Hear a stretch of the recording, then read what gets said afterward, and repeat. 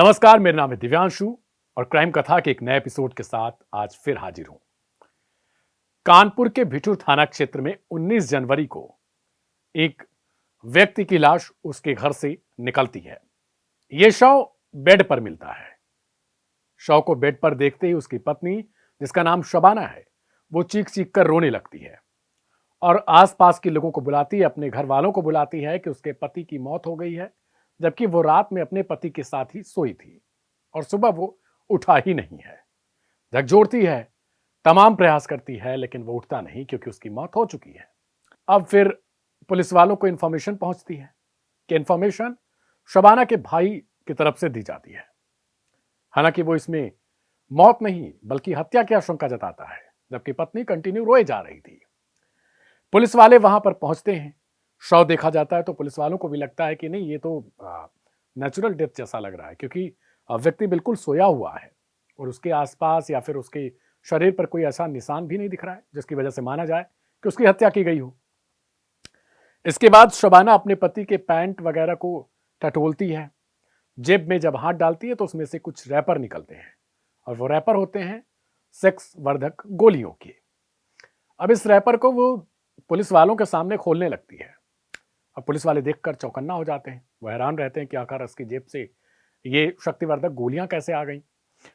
Police वाले उसे देखते हैं तो पत्नी बताती है कि ये रात में ऐसे गोलियां लेकर आए थे और ये गोलियां खा भी रहे थे। मैंने इनको मना भी किया था, लेकिन इनका मन नहीं मान रहा था। पुलिस वाले पूछते हैं पत्नी से कि आखिर क्या कुछ हुआ था और इससे पहले क्या ऐसी कोई आदत थी। तो शबाना बताती है कि आदत थी, क्योंकि शारीरिक तौर पर ये कमजोर थे। वो पुलिस वालों के सामने एक तरीके से पूरी बातें बताती है अपने पास्ट की। तो लेकिन मारपीट बहुत करते थे, यानी बात बात पर गुस्सा हो जाना, मारपीट करना, लेकिन शारीरिक कमजोरी भी थी। तो वो ये सेक्स वगैरह की शक्तिवर्धक गोलियां लेकर आते थे और कल भी ये लेकर आए थे। बहुत ज्यादा रैपर लेकर आए थे, लेकिन 7-8 गोलियां इनके जेब में अभी भी पड़ी हैं। अब पुलिस वाले पहली दफा में ही समझ जाते हैं कि ये तो मामला ओवरडोज का है, यानी जो ये शक्तिवर्धक गोलियां हैं उसकी ओवरडोज आदिब ने ले ली है, जिसकी वजह से उसकी मौत हो गई है। शव वगैरह को पंचनामा किया जाता है, उसके बाद उसके अंतिम संस्कार के लिए भेजा जाता है। लेकिन जो परिजन हैं, जो आदिब के घर वाले हैं, माँ बाप हैं, चाची चाचा हैं, उन सबको भरोसा नहीं होता है और उन्हें न जाने कि उनकी बहू पर ही शक होता रहता है, क्योंकि उन्हें लगता है कि एक पति जब एक्सपायर करता है, जब उसकी मौत होती है, तो पत्नी का रिएक्शन जिस तरीके से उन्हें नजर आता है, अपनी बहू का रिएक्शन, उस हिसाब से उन्हें लगता है कि जैसे वो मगरमच्छ के आंसू रो रही है। अब पुलिस परिजनों से भी पूछताछ करती है, उनसे भी जानने की कोशिश करती है कि क्या उन्हें ऐसा कुछ लग रहा है, क्योंकि पुलिस वाले इंफॉर्मेशन देते हैं कि आपके बेटे की मौत देखिए वो शक्तिवर्धक गोलियों की वजह से हुई है। हाल फिलहाल में ऐसी कई सारी घटनाएं हुई हैं। कानपुर में ये घटना हुई थी, इसके अलावा एक ग्वालियर में घटना हुई थी। तो पुलिस वाले समझाने की कोशिश करते हैं, लेकिन जो परिजन है वो कहते हैं नहीं, मुझे ये हत्या लग रही है और मुझे किसी और पर शक नहीं है, बल्कि मेरी बहू पर है। अब पुलिस वाले पूछते हैं आखिर आपकी बहू पर शक आपको क्यों है, तो वो बताते हैं कि कुछ दिन पहले ही इसने अपने बेटे को अपने मायके भेज दिया, यानी उसकी ननिहाल भेज दिया, और हम लोग मना कर रहे थे, लेकिन ये मान नहीं रही थी। उसी दौरान हमें शक हो रहा था कि कुछ तो गड़बड़ है, क्योंकि आदिब मारपीट करता था, यह सत्य है, लेकिन वो ऐसा नहीं था जिस हिसाब से मेरी बहू बताने की कोशिश कर रही है। पुलिस वाले उसी दिन बहू को गिरफ्तार करते हैं, यानी शबाना को गिरफ्तार करते हैं। उसे ले जाते हैं थाने, वहां पूछताछ होती है, लेडीज कांस्टेबल उनसे पूछताछ करती हैं। इस दौरान उसकी जो बातें थी वो गोलमोल थी। अब पुलिस वाले कहते हैं कि पोस्टमार्टम रिपोर्ट का इंतजार करना पड़ेगा, क्योंकि पत्नी ने तो कह दिया है कि पति के साथ वो कल रात थी और वो शक्तिवर्धक गोलियां भी लेकर आया था। तो कुछ पुलिस वालों का मानना था कि ये तो सही बोल रही है शबाना, लेकिन कुछ पुलिस वालों को संदेह था। अब 2 दिन बाद 22 तारीख को एक पोस्टमार्टम रिपोर्ट आती है। पोस्टमार्टम रिपोर्ट में यह दिखाया जाता है कि जिसकी मौत हुई है आदिब की, उसकी मौत नेचुरल या फिर शक्तिवर्धक गोलियों की वजह से नहीं हुई, बल्कि उसकी गला दबाने से मौत हुई है, यानी वो हत्या थी। अब पुलिस के शक की सुई परिजनों के कहने के अनुसार ही उसी औरत पर जाती है, यानी पत्नी पर। अब दूसरे तरीके से उससे पूछताछ होता है, क्योंकि नॉर्मल बातचीत में वो अपने आप को मनगढ़ंत स्टोरी के जरिए लगातार बचाए जा रही थी। जब लेडीज कांस्टेबल पूछताछ करती हैं तब वो कहती है कि हाँ, हत्या मैंने की है, क्योंकि ये मेरे साथ हर दिन मारपीट करता था। ये शारीरिक इसकी कमजोरी भी थी। ये किसी लायक था नहीं और मैं इतने सालों से इसे झेल रही थी। मेरा 10 साल का बेटा है, लेकिन ये किसी काम का नहीं था। बस शक करता था, मारपीट करता था और तमाम वो चीजें। तो लेडीज कांस्टेबल पूछती हैं कि आखिर फिर तुमने ऐसा किया क्यों और किसके साथ ये सब किया? तो उसमें खुलासा होता है कि जिस रात शक्तिवर्धक गोलियों का जिक्र हो रहा है, यानी 19 तारीख को, उसी दिन उसका बॉयफ्रेंड भी आया था। और ये बॉयफ्रेंड कोई और नहीं बल्कि 20 साल का छोटा एक लड़का है जिसका नाम है रेहान।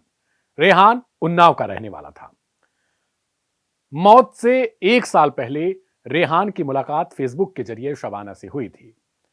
उस दौरान शबाना ने अपनी जवानी की फोटो लगा रखी थी और वो लड़का देखता है और वो पागल हो जाता है। शबाना को मैसेज करता है क्योंकि फोटो जुनदुने की थी और बातचीत के दौरान शबाना को लगता है कि अब ये लड़का उसके साथ इंटरेस्टेड है, तो वो उससे मिलने को बुलाती है। जिस दिन आदिप घर पर नहीं होता उसी दिन शबाना रेहान को बुला लेती है। उसके बाद इन दोनों में प्रेम संबंध बन जाते हैं। अब धीरे धीरे ये कंटिन्यू मुलाकात जारी रहती है। अक्सर रेहान का कानपुर आना जाना लग गया है बिठूर थाना क्षेत्र में आदिप के घर पर। आदिप जब कभी भी देखता था उस लड़के को तो पूछता था कि ये कौन है। वो उस दौरान क्योंकि 20 साल छोटा लड़का था तो वो इधर उधर की बातें करके गोलमोल जवाब दे देती थी। अब पुलिस पूछती है कि आखिर तुमने उस रात हत्या कैसे की?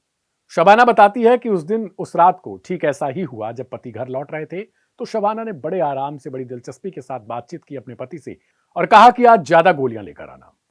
और पति को लगता है कि पत्नी खुश है, इस वजह से वो 8 से 10 रैपर्स लेकर आता है, जिसमें से कुछ यूज किए जाते हैं, कुछ ऐसे ही जेब में पड़े हुए हैं। अब कुछ रात होती है, तभी एक लड़का जिसका नाम रेहान है वो घर में एंट्री मारता है। एंट्री के साथ ही वो शबाना से मुलाकात करता है। जब इस दौरान जो आदिब है वो बेड पर सो रहा है। इसके साथ एक और लड़का आया है जिसका नाम है विकास, और विकास रेहान का दोस्त है। अब शबाना उससे भी मुलाकात करती है, उससे भी बातचीत करती है और उसके बाद प्लान बनता है आखिर आदिब को रास्ते से कैसे हटाया जाएगा। शबाना तुरंत अपने बैग से 20,000 रुपए निकालकर रेहान को देती है। रेहान इसमें से 10,000 रुपए अपने दोस्त विकास को देता है और कहता है कि तुम्हें अब मेरे साथ कुछ करना होगा। विकास ने भी हामी भर दी। इसके बाद जो शबाना है वो अपने पति के सीने पर बैठ जाती है और उसका गला घोंट देती है। इस दौरान रेहान और विकास उसके हाथ और पैर को जकड़े रहते हैं। वो कुछ बोल नहीं पाता और अपना दम तोड़ देता है और फिर सुबह वो रोने का नाटक स्टार्ट कर देती है। रोने के नाटक के साथ ही वो सोच लेती है कि दवा की ओवरडोज में बता दूंगी और ऐसे बीच में बहुत सारे केसेस हुए हैं तो पुलिस फाइल बंद कर देगी और आराम से वो बच निकलेगी। फिर अपने रेहान के साथ वो नई जिंदगी शुरू कर सकती है। अब रेहान और इन दोनों को गिरफ्तार कर लिया गया। पुलिस अब भी जांच कर रही है कि मामले में कोई और नया मोड़ हो सकता है। आज फिलहाल जो है वो विकास को भी गिरफ्तार कर लिया गया जो 2-3 दिन से फरार चल रहा था। विकास दिल्ली का रहने वाला है। उसने पैसे की लालच में अपने दोस्त का साथ दिया और अपनी जिंदगी भी बर्बाद कर ली है। एक ऐसा इश्क जिसकी ना कोई शुरुआत हुई ना कोई अंत हुआ। वो इश्क मझधार में फंसकर रह गया और ये इश्क नहीं बल्कि इसे दिमाग की खुराफात उपज बोल सकते हैं या आप जो भी इसे नाम दे सकते हैं। कहते हैं जिंदगी में विश्वास कच्चे धागे की तरह होता है, जो अगर कभी गलती से टूट जाता है तो वह फिर कभी जुड़ता नहीं, और अगर इसे जोड़ने की कोशिश भी की जाएगी तो लाख कोशिशों के बाद अगर जुड़ता भी है तो एक गांठ बना लेता है। तो जिंदगी में विश्वास अगर किसी से है, किसी पर है, तो उसे बनाकर रखिए, उसे तोड़िए मत, क्योंकि यह विश्वास ही आपकी जिंदगी की शुरुआत है, जिंदगी की सफलता है और जिंदगी का अंत भी है। फिलहाल मेरा नाम है दिव्यांशु। क्राइम कथा के एक नए एपिसोड के साथ सोमवार को फिर हाजिर होंगे। तब तक के लिए दीजिए इजाजत। अपना बहुत ख्याल रखिएगा, अपनों का ख्याल रखिएगा। शुभ रात्रि, नमस्कार।